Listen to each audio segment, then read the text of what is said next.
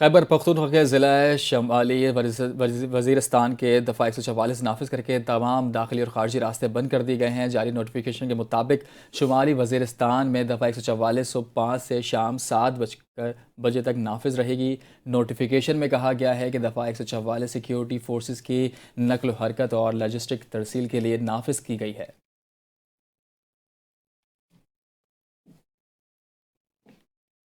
گوادر کے علاقے میں دہشت گردوں کی فائرنگ سے پولیس اہلکار شہید ہو گیا۔ سیکیورٹی ذرائع کے مطابق پولیس اہلکار موٹر سائیکل پر گشت کر رہا تھا کہ دہشت گردوں نے فائرنگ کر دی، جس سے اہلکار موقع پر جاں بحق ہو گیا۔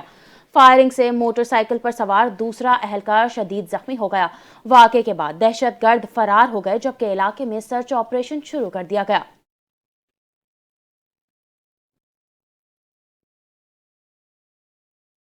وزیر اعظم شہباز شریف نے 4 جنوری کو منائے جانے والے عالمی یوم بریل کے موقع پر اپنا پیغام میں بصارت سے محروم افراد سے یکجہتی کا اظہار کیا۔ انہوں نے کہا کہ بریل نظام نے نابینا افراد کو تعلیم اور باوقار زندگی فراہم کی ہے اور پاکستان میں بصارت سے محروم افراد کی نمایاں خدمات حوصلہ افزا ہیں۔ اقوام متحدہ نے 2018 میں 4 جنوری کو عالمی یوم بریل قرار دیا۔ وزیر اعظم نے اس بات پر زور دیا کہ حکومت خصوصی افراد کے حقوق اور مساوی مواقع کی فراہمی کے لیے پرعزم ہے اور نابینا افراد مسابقتی امتحانات سمیت متعلقہ شعبوں سے کامیابی حاصل کر رہے ہیں۔ دوسری جانب صدر مملکت آصف علی زرداری کا عالمی یوم بریل 4 جنوری 2026 کے موقع پر پیغام۔ بینائی سے محروم افراد کو مبارکباد دیتے ہوئے کہا کہ ان کے وقار، حقوق اور قومی زندگی میں شمولیت کے عزم کا اعادہ کیا جائے۔ صدر زرداری نے کہا، بریل صرف پڑھنے اور لکھنے کا ذریعہ نہیں بلکہ آزادی، اعتماد اور مساوی مواقع کی علامت ہے۔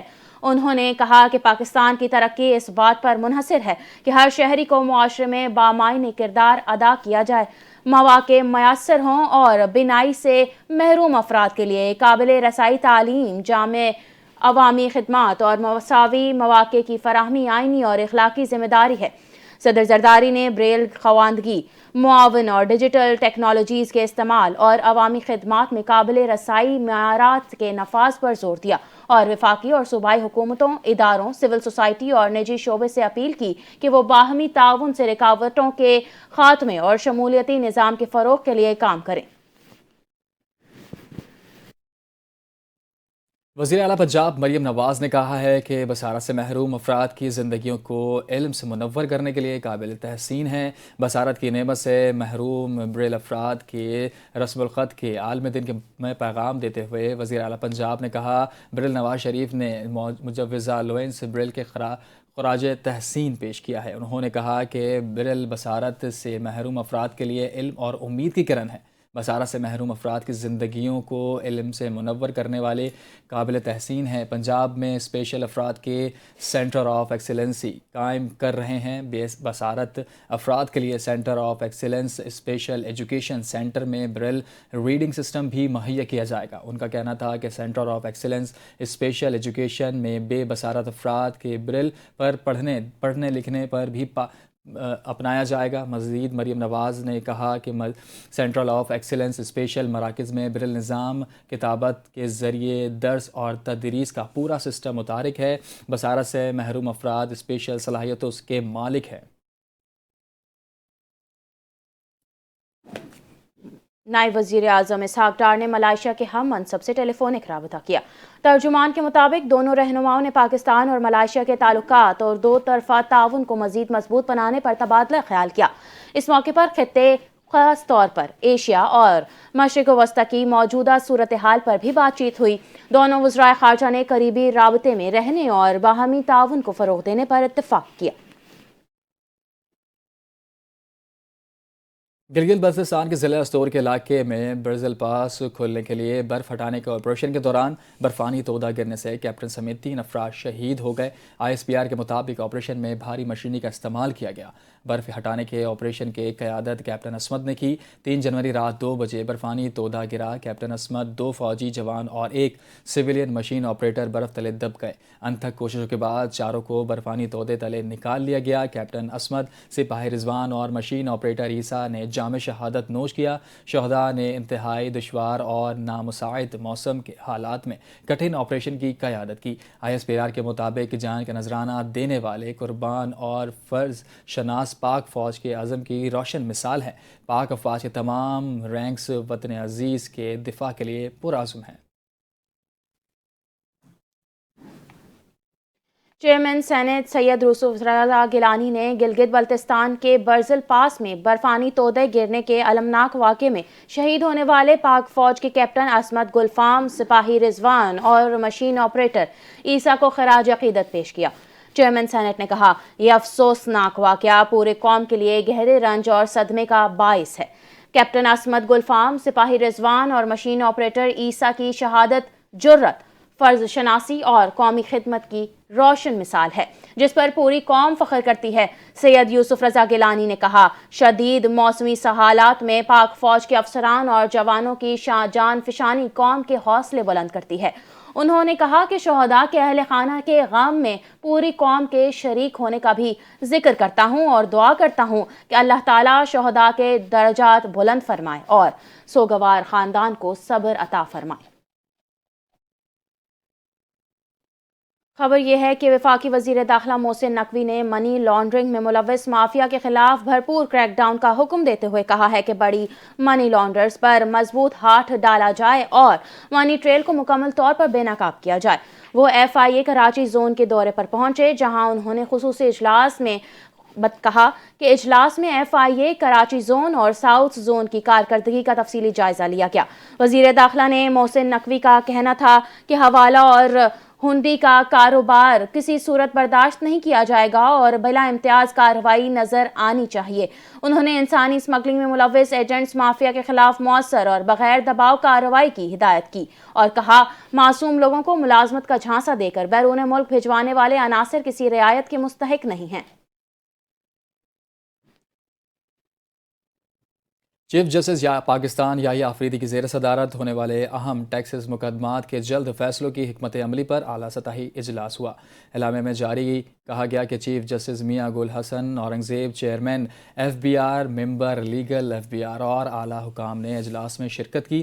اعلامیہ کے مطابق سپریم کورٹ کے چیف جسٹس یحییٰ آفریدی نے کہا کہ طویل المدتی ٹیکس مقدمات مالی گنجائش کو محدود اور سرمایہ کاروں کو اعتماد متاثر کرتے ہیں۔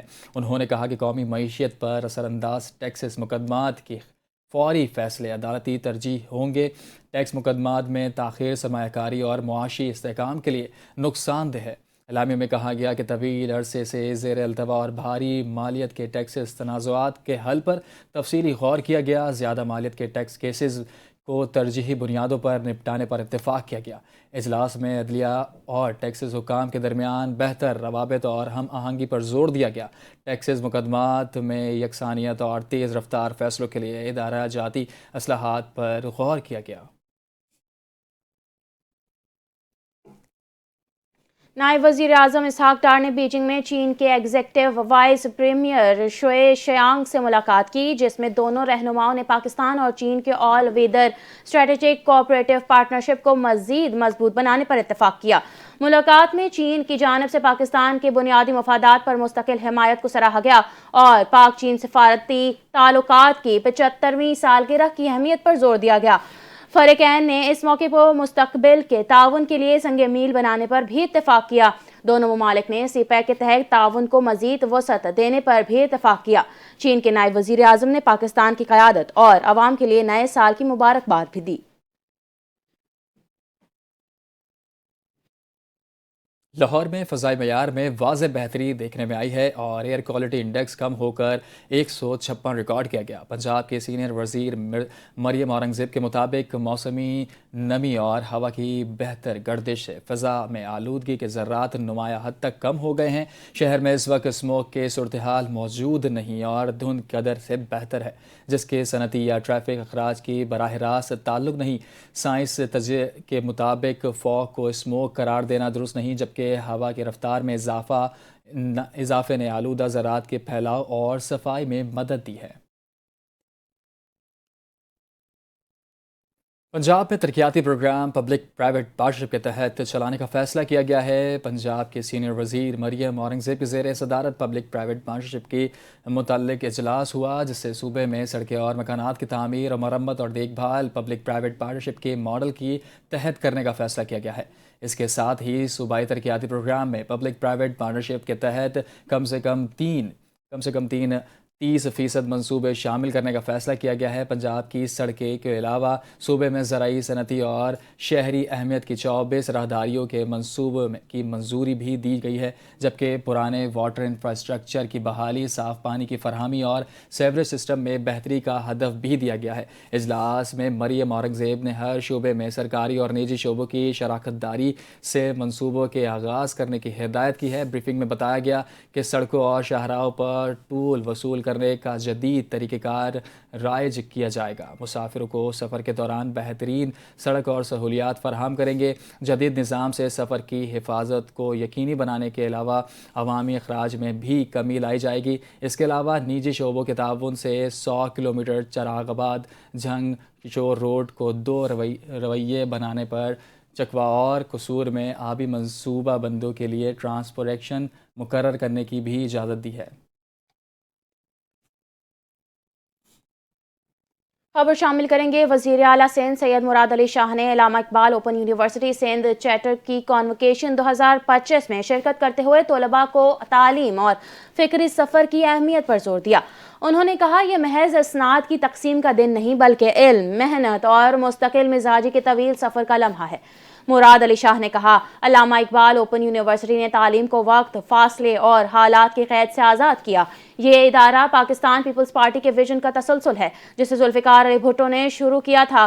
انہوں نے محترمہ بے نظیر بھٹو کی بھی تعلیم کے سفر کا ذکر کیا اور کہا، قیادت کا اصل حسن سیکھنے میں ہے۔